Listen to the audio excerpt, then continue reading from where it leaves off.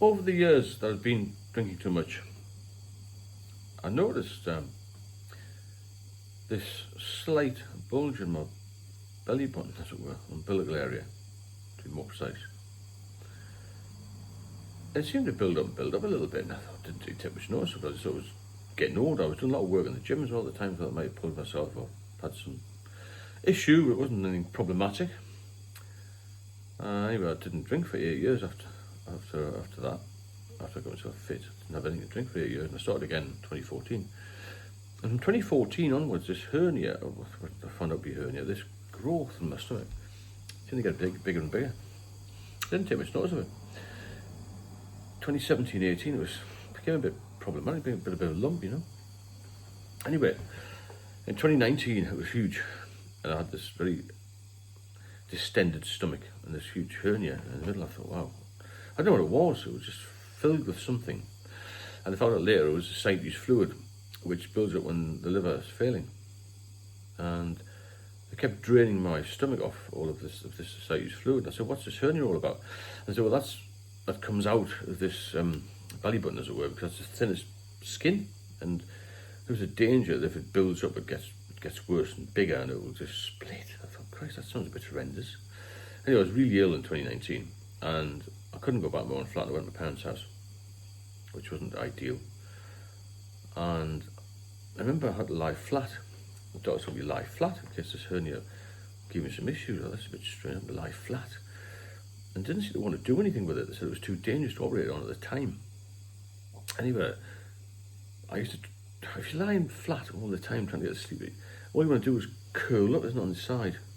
And I did that a couple of times, and I could sort of feel the fluid flow out of me into this hernia, into this like sac thing. It was a horrendous feeling.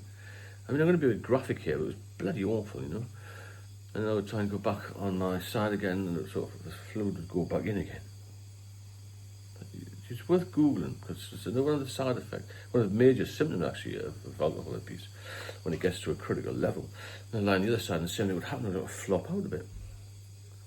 And I was being told that the skin would get very thin. I saw the skin was getting a bit thin at the top. I was quite worried about it. And one day I got up and it was like flopping out. It was awful. It must be about that big, like the size of 2 tennis balls. Can you imagine how bad it was? And I went to the loo. I sort of staggered then, and I went for a pee, as it were then, and I saw these drops of blood. I thought, Christ, where am I bleeding from? Bit of a shock, wasn't it? It was a massive shock. I didn't even know well. I knew this hernia had split a little bit, and there was loads of blood dropping out, just drip, drip, drip, drip, drip, drip. And it went about 4 o'clock in the morning.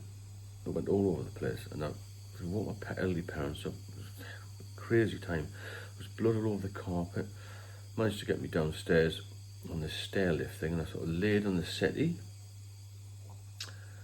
and obviously the phone 999 came straight away, well, within a couple of minutes, because, you know, I was losing a lot of blood and panicking as well, so much panic. And they managed to stem the bleeding a little bit, but carried me onto the stretcher, and I was taken by blue light to hospital. It's the first time that it actually split. And then I was not stitched up, they put some sort of bandage on to stem the bleeding for a little while, and then I got taken to the hospital. Sorry, I got discharged from there. I went back on the Monday, and then they admitted me and tried to drain more fluid off. But this hernia, I kept saying, will you repair this hernia? They can't, because the liver's too damaged, too much strain on the liver. Time went on, another couple of months. I was just sitting in the lounge with my parents again, and they split again, this hernia, and it was like really bad. I'll never forget, about 2 o'clock, it was a nice warm day. It must have been probably about May 2020, when COVID was in full swing. The ambulance crew came, and they put 2 blast bandages on me in hospital, and they took me to hospital, and then managed to stitch it up, and that saved my life, to be honest with you. They managed to stitch it up.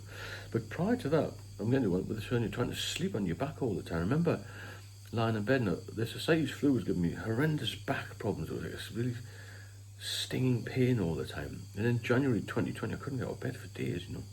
And I must have put on so much weight with this fluid, because you still got to drink. I wasn't eating very much, but it all turns into this ascites fluid. It just comes, it's just such a build-up, and you get this hernia, and I used to think, God, I look terrible. I'm not going to be to meet anybody again. I'm not going to have a life again. I'm going to die. That's what it came down to. My life is finished, right?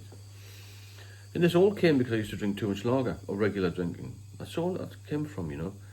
And it was really, really, really depressing. And I've had so much regret in my life. Why I did this, why I did that. And I don't think I ever really understood the real consequences of alcohol damage when I was drinking. Even though I knew it could have a disastrous effect. It's one of these things where you just think, that'll never happen to me. You know what I'm saying? But I was a heavy drinker, steady drinker, but I wasn't a big wine, spirits. I mean, I had a good job. I held it together for quite a long time. I wasn't, you know, I was married, I had a family, I had a house, I had decent food at times, and that happened to me. So if you're struggling with any other issues, you know, as well as that, it's just another thing that's going to happen to you.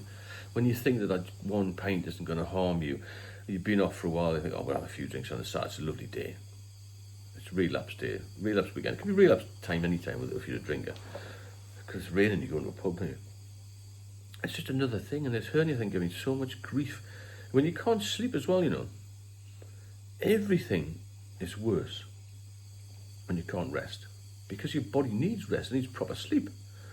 And for years I hadn't been sleeping properly with just normal drinking patterns. I'll never forget this hernia and how bad it was. Anyway, in about May time after the second split, they said I'm going to have an emergency operation, which I was a bit worried about. They cut it all away. And, you know, it was like, it was better then. And my body's returned to normal, thankfully. But when I had this, I looked horrendous. If you Google ascites fluid hernia, you'll be shocked at the images of how big these hernias can get. I'm talking, that was that big, 2 tennis balls.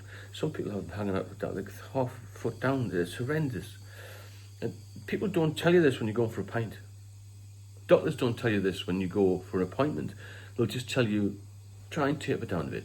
Go to a self-help group. Try the AA. I mean, what's all that about? What they need to show you are photographs, like bang, bang, bang, this is what's going to happen to you. And this is how I get people off the drink with a one-to-one support. I tell them that unless they stop drinking, they're going to die. It's as simple as that. And that's what's going to happen to you. If you are alcohol dependent and you keep drinking, you're going to die early. There's no other way of telling the story, really, if that makes sense. You cannot drink again if you've got issues. A lot of people who've got liver damage don't even know they've got it. Liver function tests, my liver function tests come back as normal, right? And I've got cirrhosis. It's called the silent killer. Get it checked, push to get it checked. But firstly, get off the booze. Get in touch with me. Get in touch with your doctor, whoever you want to speak to. I know, I think, a little bit more than a doctor does about alcoholism, because I am an alcoholic. Doctors are fantastic, they saved my life. But I know how you feel, and that's more important than anything. And I'll speak to you all soon.